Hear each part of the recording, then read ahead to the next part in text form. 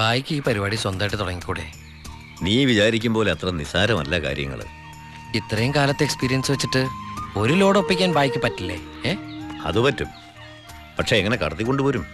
Check പോസ്റ്റിലൊക്കെ നല്ല കാശറിയണം. അതെവിടുന്ന്? ഒന്ന് ഞാൻ പറയാം, സാധനം കിട്ടിയ കാശ് മുടക്കില്ലാതെ ചെക്ക് പോസ്റ്റ് നടത്തുന്ന കാര്യം ഞാൻ ഏറ്റു. അതിനുള്ള ചില നുണുക്ക് വിദ്യകളൊക്കെ എൻ്റെ ഉണ്ട് ബായി. ആ ആ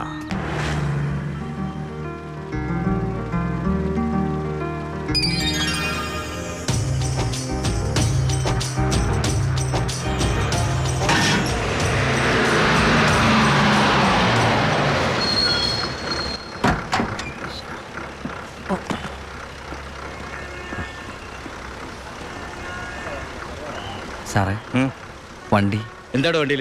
ഐസാണ് സാറേ. കുറിപ്പേ കയറി പരിശോധിക്കും സാർ.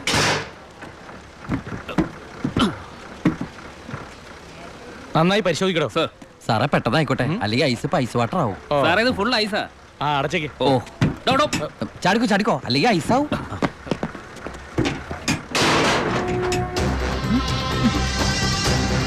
വിട്ടോ വിട്ടോ, വിട്ടോ.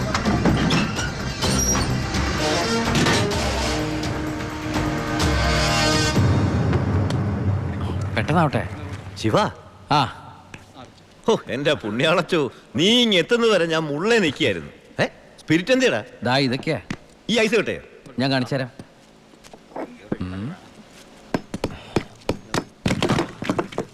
ദാ ഒറിജിനൽ സ്പിരിറ്റ്. ആ ഓ എന്റെ അമ്മച്ചി, ഒടുക്കത്തെ ബുദ്ധി തന്നെ.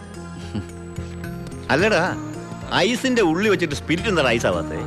എന്റെ ബായ്, വെള്ളം 0 ഡിഗ്രി സെന്റിഗ്രേഡിൽ ഐസ് ആവും. പക്ഷെ സ്പിരിറ്റ് ഐസ് ആവണമെങ്കിൽ -112 ഡിഗ്രിയെങ്കിലും വേണം. കെമിസ്ട്രി പഠിച്ചതിന്റെ ഗുണ. എന്തായാലും കെമിക്കറി കണ്ടുപിടിച്ച. കെമിക്കറി അല്ല, കെമിസ്ട്രി. അവൻ ഭയങ്കര തന്നെ. ഇത് എത്ര രൂപയുടെ മുതലാന്ന് അറിയാമോ നിനക്ക്?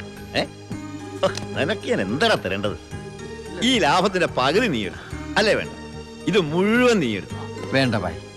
ബായ്, ആ ചിന്നാടന്മാരെ അവിടെ ജോലി ചെയ്തിരുന്നപ്പോ ഒരു ലോഡിന് എത്ര രൂപ കിട്ടിയിരുന്നത്? 5000 രൂപ. ആ 5000 രൂപ മതി എനിക്ക്. അല്ലെ പിന്നെ ഞാനും ബായ് തമ്മിൽ എന്താ വ്യത്യാസം? അങ്ങനെ നീ പല അടവുകൾ ഉപയോഗിച്ച് വാളയാർ ചെക്ക് പോസ്റ്റ് വഴി പലതവണ ഞാൻ സ്പിരിറ്റ് കടത്തി. ഒരു നാൾ പിടിക്കപ്പെട്ടു. ചെക്ക് പോസ്റ്റുകളിൽ ഞാൻ പണം വാരിയെറിഞ്ഞു. ഉദ്യോഗസ്ഥന്മാരിൽ ഭൂരിഭാഗവും എൻ്റെ സ്വാധീന വലയത്തിലായി. പിന്നെല്ലാം അവരുടെ അനുവാദത്തോടെയായി. ബായിക്ക് വീടായി, കാറായി, ലോറികളായി. ബായിയുടെ വലങ്കയായി ഞാൻ അവിടെ പരമശിവം എന്ന പേരിൽ അറിയപ്പെട്ടു. വാളയാർ പരമശിവം.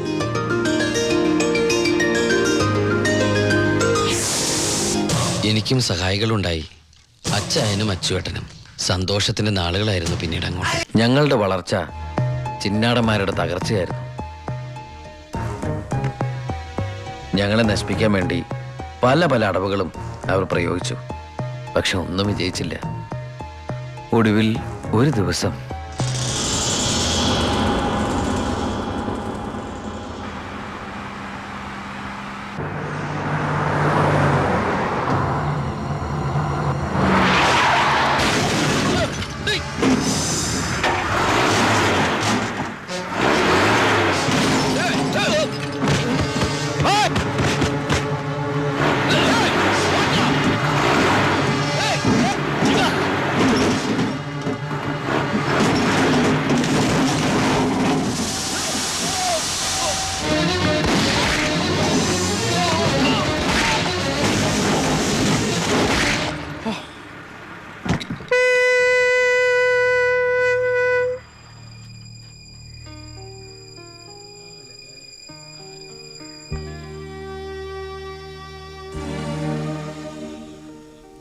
പോലീസ് കേസെടുത്തു.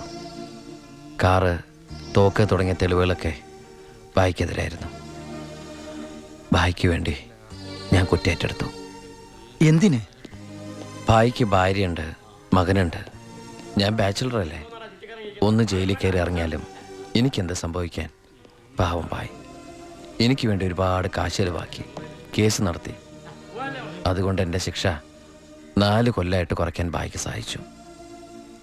ഈ ബായിയാണ് ഞാൻ ദുബായിൽ നിന്ന് കാശ് അയക്കുന്ന പോലെ മാസാമാസം കാശ് എൻ്റെ വീട്ടിലെത്തിക്കുന്നത്. എൻ്റെ കുടുംബം അവിടെ ഹാപ്പി. അതുകൊണ്ട് ഞാനിവിടെ ഹാപ്പി. ആ പരമശിവത്തിന്റെ പരോൾ സാങ്ഷൻ ആയിട്ടുണ്ട്. ഓ ആള് കുഴപ്പക്കാരനൊന്നുമല്ലല്ലോ. അല്ല സാർ, തനിക്ക് എന്താണോ അയാളുടെ കാര്യത്തിൽ ഇത്ര ഇൻട്രസ്റ്റ്? അവനൊരു പാവമാണ് സാർ.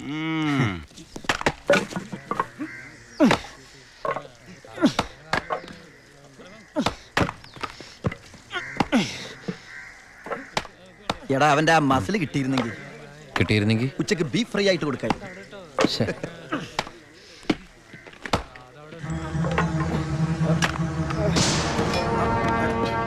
മാറിക്കടേ. എന്ത് പറ്റി? ആ ഡോക്ടറെ വിളിച്ചേ. സർ ഒടുക്കത്തെ കരുനാക്ക്. ചത്താ എന്താടാ ഒരാള് കിടന്ന് ഉറങ്ങണേന് ഇങ്ങനെ പറ. നീ എന്താ ഇത് മേടി? ആ ഏ? ആ, എല്ലാവരും അങ്ങോട്ട് മാറിക്കട്ടെ. മാറിക്കോ. ആ, മാറിക്കോ. ഇങ്ങോട്ട് മാറിക്കോ. മാറിക്ക്. പുറകോട്ട് മാറിക്ക്. ആ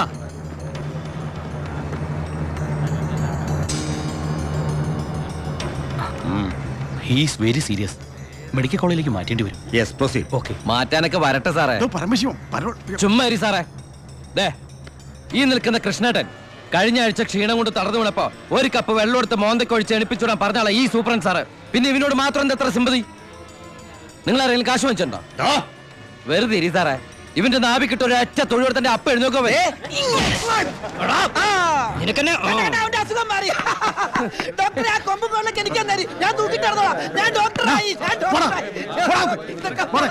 ദിവാകരൻ സാർ. മോനെ അവന്റെ പരോളിന്റെ പേപ്പർ കണ്ടത്.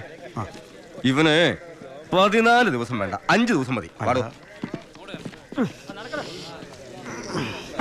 എടാ ചിന്നാടാ, നീ ഇവിടുന്ന് മുങ്ങിയാ പിന്നെ എന്നെ ആരാ അതിനകത്ത് വെച്ച് കൊല്ലുക?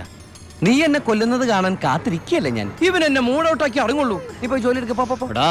നീ ഓർത്തോ? ഓർത്തല്ല ഞാൻ ഡെന്റിസ്റ്റ് പല്ല് ഞാൻ എടുക്കും. നീ സൂക്ഷിച്ചോട്ടോ. ഞാൻ ഇവിടുന്ന് പുറത്തിറങ്ങിയിട്ട് വേണ്ടേ? ഏ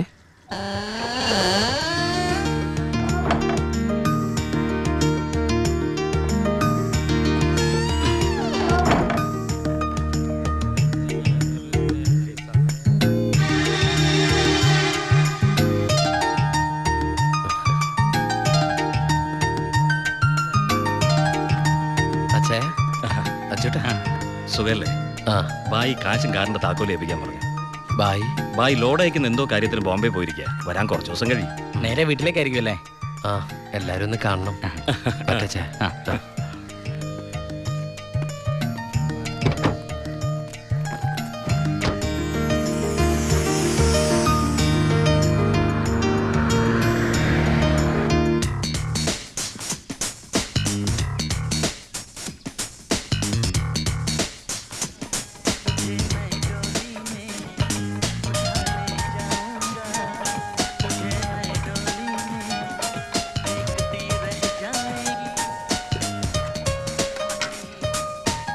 ഭാരതി അമ്മേ, ഭാരതി. ഉണ്ണി,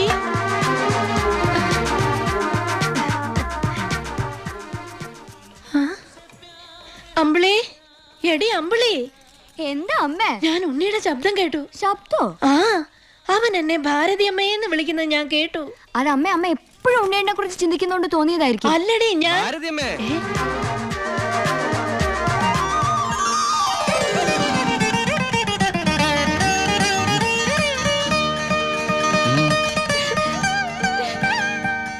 മോനെ, അമ്മേ. ഉണ്ണി.